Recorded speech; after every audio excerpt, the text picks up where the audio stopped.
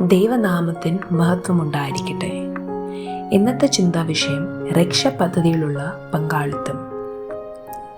വിശുദ്ധ മത്തായി എഴുതിയ സുവിശേഷം 1-ാം അധ്യായം 18 മുതൽ 23 വരെയുള്ള വാക്യങ്ങൾ.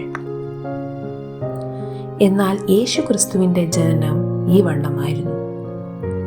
അവൻ്റെ അമ്മയായ മറിയ യോസേഫിന് വിവാഹം നിശ്ചയിക്കപ്പെട്ട ശേഷം അവർ കൂടി വരും മുൻപേ പരിശുദ്ധാത്മാവിനാൽ ഗർഭിണിയായി എന്ന് കണ്ടു. അവളുടെ ഭർത്താവായ യോസേഫ് നീതിമാനാകൊണ്ടും അവൾക്ക് ലോകാപവാദം വരുത്തുവാൻ അവന് മനസ്സില്ലായ്ക കൊണ്ടും അവളെ ഗൂഢമായി ഉപേക്ഷിപ്പാൻ ഭാവിച്ചു. ഇങ്ങനെ നനച്ചിരിക്കുമ്പോൾ കർത്താവിൻ്റെ ദൂതൻ അവന് സ്വപ്നത്തിൽ പ്രത്യക്ഷനായി.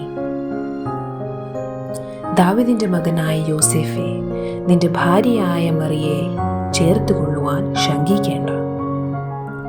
അവളിൽ ഉൽപ്പാദിതമായത് പരിശുദ്ധാത്മാവിനാൽ ആകുന്നു. അവൾ ഒരു മകനെ പ്രസവിക്കും. അവൻ തൻ്റെ ജനത്തെ അവരുടെ പാപങ്ങളിൽ നിന്ന് രക്ഷിപ്പാൻ ഇരിക്കയാകൊണ്ട് നീ അവന് യേശു എന്ന് പേരിടണം എന്ന് പറഞ്ഞു.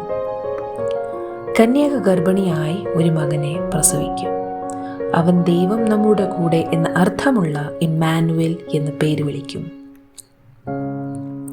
എന്ന് കർത്താവ് പ്രവാചകൻ മുഖാന്തരം അരുളി ചെയ്തത് നിവൃത്തിയാക്കുവാൻ ഇതൊക്കെയും സംഭവിച്ചു. ഒരു നിമിഷം നമുക്ക് പ്രാർത്ഥിക്കാം. കാരുണ്യവാനും കൃപ നിറഞ്ഞവനുമായ സ്വർഗീയ പിതാവേ, ഈ പ്രഭാതത്തിൽ അങ്ങയുടെ വചനം പറയുവാൻ തക്കവണ്ണം എന്നെ ഒരുക്കി തന്നതിനായി അങ്ങയെ സ്തുതിക്കുന്നു. കേൾക്കുന്ന എല്ലാവരെയും അനുഗ്രഹിക്കണമേ.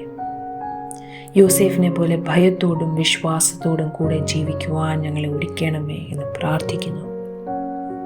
സകലവും യേശുവിൻ്റെ നാമത്തിൽ തന്നെ, ആമേൻ. അനേകം ഗുണങ്ങളുടെ വിളനിലമാണ് യോസേഫ്. നീതിമാനായ ഒരു മനുഷ്യനെയാണ് നാം ഈ ഭാഗത്ത് കാണുന്നത്. ആർദ്രതയുടെ പര്യായമാണ് അദ്ദേഹം. അതുകൊണ്ടാണ് മറിയയ്ക്ക് ലോകാപവാദം വരുത്തുവാൻ ആഗ്രഹിക്കാതെ ഗൂഢമായി ഉപേക്ഷിക്കുവാൻ തീരുമാനിച്ചത്. മറ്റുള്ളവരെ വേദനിപ്പിക്കാതെ മനസ്സിലാക്കുന്ന വ്യക്തിത്വം. ദാവീദിന്റെ വംശത്തിൽപ്പെട്ടൊരു മരപ്പണിക്കാരൻ എന്നതിൽ ഉപരിയായ രക്ഷകന്റെ പിതാവായി ജീവിക്കുവാൻ നിയോഗം കിട്ടിയ ഒരു വ്യക്തിയായിരുന്നു യോസേഫ്. ഒരു പക്ഷേ മറിയയുടെ ഗർഭത്തെ കുറിച്ച് ആദ്യമായി അറിഞ്ഞ നിമിഷം ആയിരിക്കാം യോസേഫിന്റെ ജീവിതത്തിന്റെ ഇരുണ്ട മുഹൂർത്തം. എന്നാൽ യാതനയുടെ ഈ നിമിഷത്തിൽ യോസേഫ് തന്റെ മഹത്വം പ്രകടമാക്കി. ദൈവകൽപ്പന അനുസരിക്കുകയും ഉപാധികൾ കൂടാതെ അതിനെ പിന്താങ്ങുകയും ചെയ്യുന്ന ശ്രേഷ്ഠ ഗുണത്തിന് ഉടമയാണ് യോസേഫ്. കർത്താവിന്റെ ദൈവിക ജനനത്തിന് എല്ലാ കാലത്തെയും അദ്ദേഹം ഓർത്ത് ഒരു വിശ്വസ്ത സാക്ഷിയായിരുന്നു. എന്നാൽ ഇന്നത്തെ വേദഭാഗം ഒരു തരത്തിൽ യോസേഫിന്റെ മാനസാന്തര വൃത്താന്തം കൂടിയായിരുന്നു. യോസേഫ് സ്വയം നീതിബോധത്തിന്റെയും ഭയത്തിന്റെയും വ്യക്തിത്വമാണ്. ജീവിതത്തിന്റെ സംഘർഷം തന്റെ സ്വയം നീതീകരണബോധം തകർക്കുകയും ഭയത്തിന് അപൂർവമായി ചിന്തിക്കുന്നതിനും പ്രവർത്തിക്കുന്നതിനും അദ്ദേഹത്തിനെ ഒരുക്കുന്നു. അത് യോസേഫിന് സാധ്യമായത് ദൈവഹിതത്തിന് അദ്ദേഹത്തെ സമ്പൂർണമായി സമർപ്പിച്ചപ്പോഴാണ്.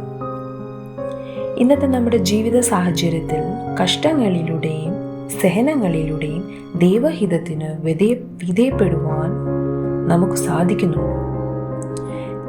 ദൈവഹിതത്തിന് വിധേയപ്പെടുന്നതിലും ഉപരിയായ നന്മയും സന്തോഷവും ജീവിതത്തിൽ ഇല്ല എന്ന് തിരിച്ചറിവ് നമുക്ക് നൽകണമേ എന്ന് പ്രാർത്ഥിച്ചുകൊണ്ട് നിർത്തുന്നു. ഈ വചനത്താൽ ദൈവം നമ്മെ അനുഗ്രഹിക്കട്ടെ.